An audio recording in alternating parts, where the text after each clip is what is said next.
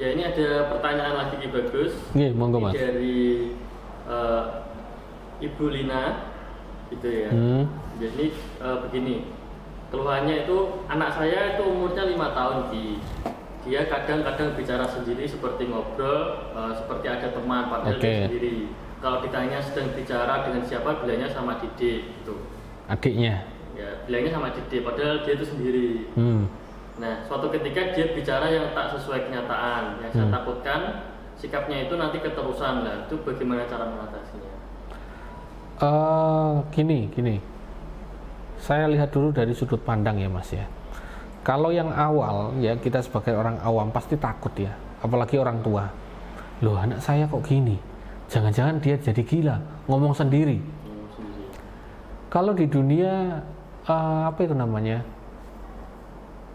Psikologi, seorang anak yang ngobrol sendiri waktu kecil itu menunjukkan Mas, menunjukkan dua hal. Satu, kurang perhatian Mas, sehingga dia menggambarkan dalam otaknya, pikirannya suatu hal yang tidak nyata, yaitu tadi teman imajiner.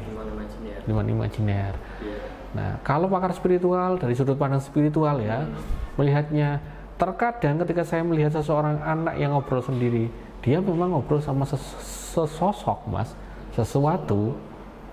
Mungkin sesuatu itu hadir karena dia mengizinkan tadi, pikirannya menghadirkan teman imajiner, akhirnya sosok yang di sekitaran mau jadi temannya.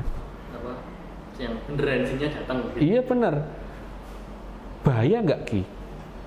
Ya itu pertanyaannya. Itu kan kalau untuk bahaya. Juga banyak dialami kan ya Ki? Hampir gini Mas, hampir setiap anak sih kalau saya merasakan mengalami itu. Dia pernah ngobrol sama temannya sendiri.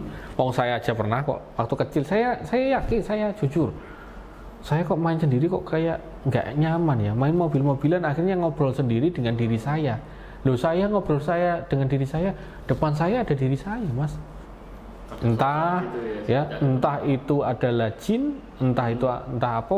Waktu itu saya masih kecil, ngobrol main ini, kamu belok sana lo mobilmu, ini mobil saya gini, ini anak kecil. Bisa bagus ya. Yang bagusnya adalah ya dia tidak kesepian, bagusnya. Kemudian yang buruknya adalah ketika tidak dipantau orang tua, ya, dia akan ngelantur kemana-mana dan jadinya dia hidup di dunia imajinasi. Itu yang bahayanya, negatifnya. Imajinasi, ya. Tapi kalau imajinasinya dikontrol baik, dikawal baik dengan orang tua, ya kan, di masa depan mungkin anak ini menjadi pakar seni yang handal sekali. Gitu. Jadi otaknya ini berkembang, dia bisa mengimajinasikan semuanya. Gitu. Kemudian untuk selanjutnya, ini kan suatu apa namanya? Bentuk ya, suatu bentuk dari kecemasan orang tua. Kecemasan orang tua. Kalau saran saya mending kalau memang takut anaknya semacam itu, ajak ngobrol dulu ya, ajak ngobrol dulu. Tanya, ngobrol sama siapa Dek? Sama ini.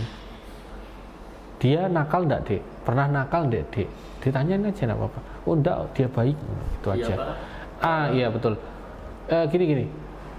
Yang enggak baik ketika anak itu diajak ngobrol orang tua sudah enggak manut, istilahnya dia diajak ngobrol sudah nggak baik, nggak bisa.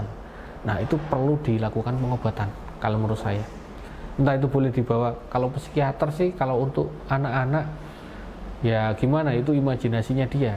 Mungkin lebih mengarahkan orang tua untuk apa, membimbing anaknya lebih bagus, mendekatkan. Ada beberapa kenalan saya Mas, yang anaknya sembuh ya gara-gara apa? Orang tuanya terjun ke dunia anaknya. Menerima apa yang terjadi, imajinasikan seperti itu ya. Betul, anak-anak duduk mainan mobil-mobilan, ngomong sama temannya, ibunya coba datang, ikut main, mama ikut main Dek, ada mobil baru, misal mobil baru. Sering komunikasi di situ, dia akan melupakan teman imajinasinya, karena ada wujud sosok asli di sekitarnya. Itu saran saya, gitu. Kalau ada pertanyaan Ki, sudah saya lakukan apapun tapi kok masih semacam itu, ya mungkin kita perlu pengobatan di situ ya, pengobatan yang lebih dalam. Mungkin bisa jadi itu kalau dalam Islam ada yang namanya ruqyah, ya, ada metode lain untuk menyembuhkan, bisa saja, tidak masalah itu kalau menurut saya. Tapi kalau untuk sisi spiritual itu kan kemungkinan ada jin anak kecil minta, betul. atau ngajak main bareng. Bisa jadi. Nah, itu bisa bahaya nggak sih nanti?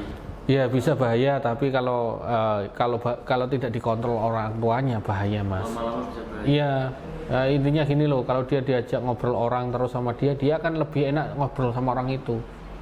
Coba sebagai orang tua ngajak ngobrol kan susah, karena komunikasinya jarang gitu loh, Mas. Dan sudah nyaman sama temannya tadi. Betul.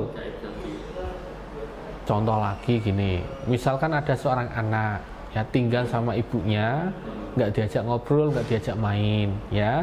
Kemudian dia tinggal di rumah neneknya, diajak ngobrol sama main. Anak itu betah di mana? Sama neneknya kan. Hanya ketika di rumahnya sendiri dia menjadi pribadi yang berbeda. Nggak betah. Gitu. Nggak betah, ya dia sama tadi. Dia akan lebih suka ngobrol dengan temannya itu daripada sama orang tuanya. Kurangnya komunikasi. Berarti untuk Ibu Lina tadi ya, itu intinya harus mendekatkan lebih dekat kepada ayahnya, lebih perhatian seperti itu ya, lebih. Saya rasa itu bukan penyakit kok, Mas. Saya rasa bukan. Berkomunikasi, ngobrol terus sering diajak ngobrol, diajak main, sehingga nanti bisa tahu anaknya itu ternyata kenapa atau apa gitu. Jika memang sudah nggak bisa diubah ya memang harus pengobatan lebih dalam lagi.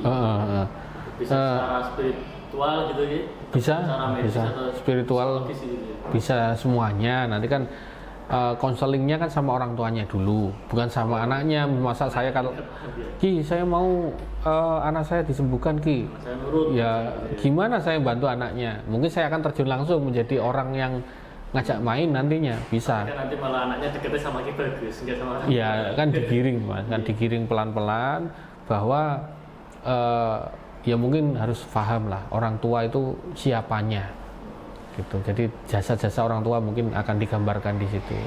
Jadi semacam itu. Peran orang tua itu sangat penting. Sangat penting sekali, sangat penting sekali. Umur berapa tadi 5 tahun ya? 5 tahun gitu. Umur 5 tahun ya. Oke. Jadi saya rasa bukan penyakit, Mas, cuma suatu miskomunikasi dan psikologi yang berubah di situ, gitu aja.